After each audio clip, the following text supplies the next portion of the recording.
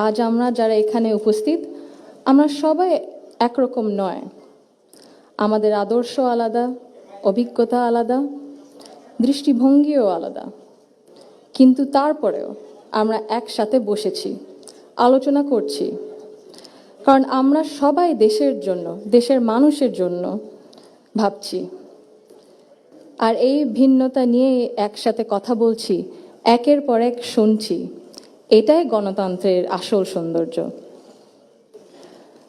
আমার আগে যারা সম্মানিত প্যানেলিস্টরা কথা বলেছেন তাদের সবাইকে আন্তরিক ধন্যবাদ জানাই আপনারা অনেক কিছু বলেছেন হয়তোবা আমিও বলে ফেলবো সো আমাদের একটা মাইন্ডসেটে আই থিঙ্ক সিমিলারিটি আছে আমার খুব ভালো লেগেছে শুনে আমি আজ এখানে দাঁড়িয়েছি ভিন্ন এক অনুভূতি ও আবেগ নিয়ে বাংলাদেশের এই পলিসি লেভেলটায় আমার প্রথম বক্তব্য এটা আমি এমন কেউ নয় যার কাছে সব প্রশ্নের উত্তর আছে বা সব সমস্যার সমাধান জানা আছে তবু আমি বিশ্বাস করি নিজের ছোট্ট জায়গা থেকেও সমাজের জন্য দেশের জন্য কিছু করার আন্তরিকতা আমাদের সবার মধ্যে থাকা উচিত আজ আমি এসেছি শুধু শুনতে শিখতে এবং একসাথে কাজ করার মনোভাব নিয়ে এগিয়ে যেতে Today's dialogue is about women shaping the nation. But before we speak about shaping the future, we must be honest about the everyday lives reality shaping women's lives in Bangladesh. My earliest understanding of women's roles in society came from my family, as it does for most of us. Long before we encounter policies or laws or institutions, our homes become our first classrooms. They teach us what is possible, what is acceptable, and what is expected. In my home, certain things were never questioned. It was never questioned whether a woman could pursue an exemplary medical career while raising a family. It was never questioned whether a woman could build a nationwide social welfare organization on her own merit. It was never questioned whether a woman was fit to lead, to command authority in a room full of men. And it was never questioned whether the men in our lives would stand alongside the women in their lives as equals. My mother continued to excel professionally as a cardiologist in government hospitals, often in patriarchal settings, because she had encouragement and support at home to balance both career and family.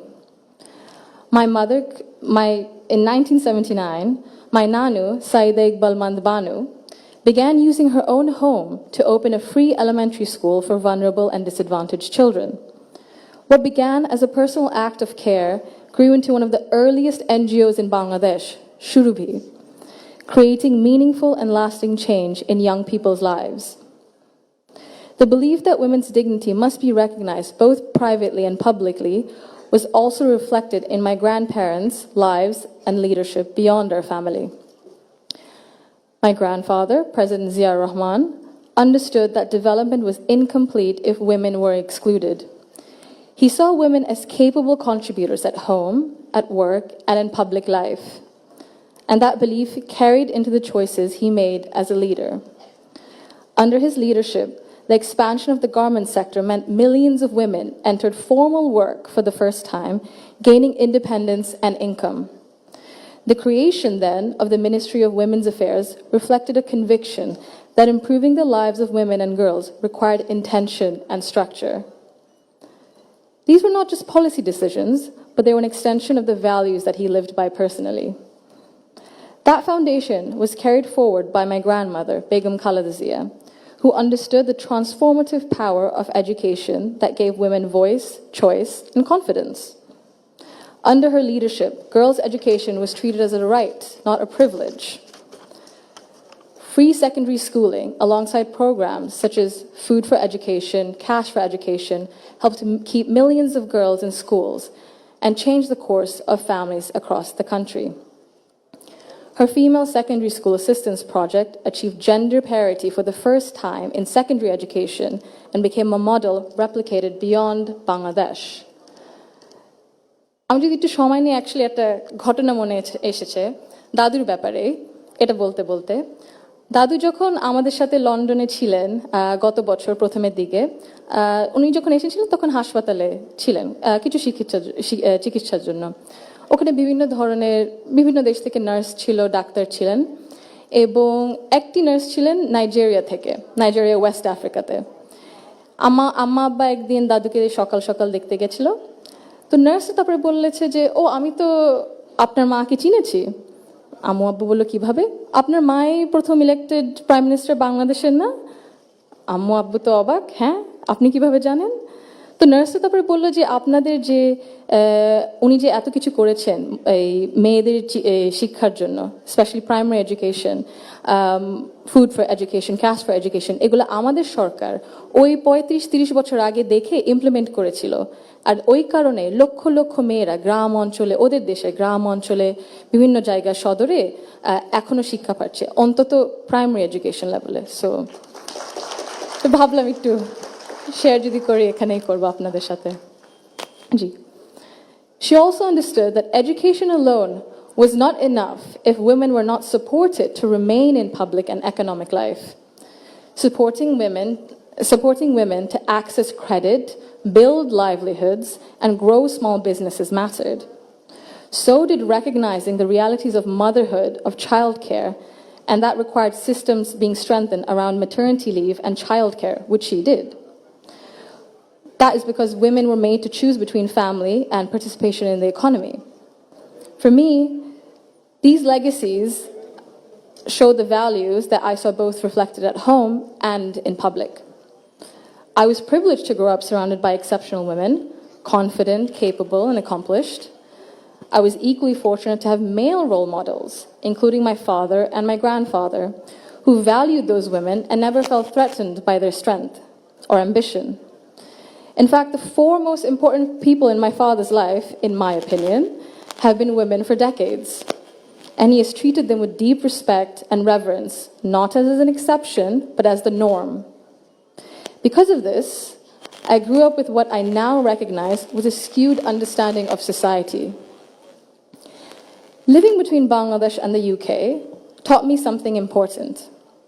Policies and access alone do not create equality. You can expand education, pass laws, set national targets, but if social norms and daily expectations and mindsets remain unequal, empowerment remains fragile. This is not about overt discrimination. Inequality often survives through habit and comfort, through what feels normal. In Bangladesh, women still perform around 85% of unpaid household and care work, spending over 7 times as many hours as men on this labor each day. This work is valued at 19% of our GDP and remains largely invisible in economic planning and national decision-making. This makes something very clear. Gender equality is not a women's issue, it is an economic and national issue.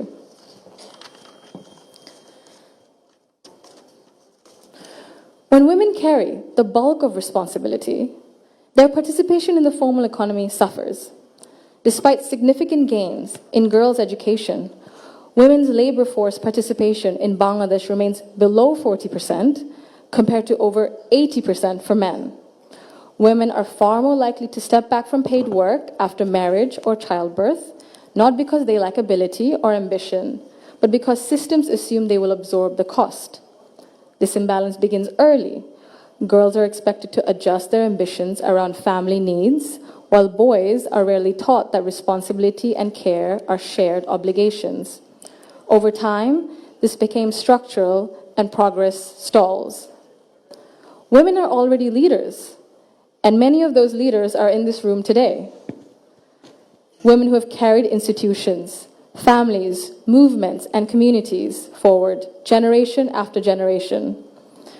Bangladesh's progress bears your fingerprints, even when history has not always said your name out loud.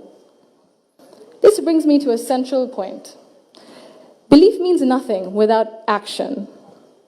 To the men among us, our fathers, our brothers, our sons, our husbands, our colleagues and friends, your support for women's rights matters. Your celebration of women's success matters. But equality cannot survive on words alone. If systems and expectations continue to rely on women's sacrifice as the default, inequality continues comfortably. Fathers, in particular, I believe, have a unique role in breaking this cycle.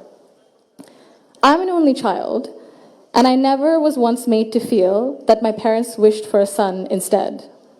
My father once scolded someone for even asking that question. He understood that while I was treated with respect and care at home, the world outside would not always be the same.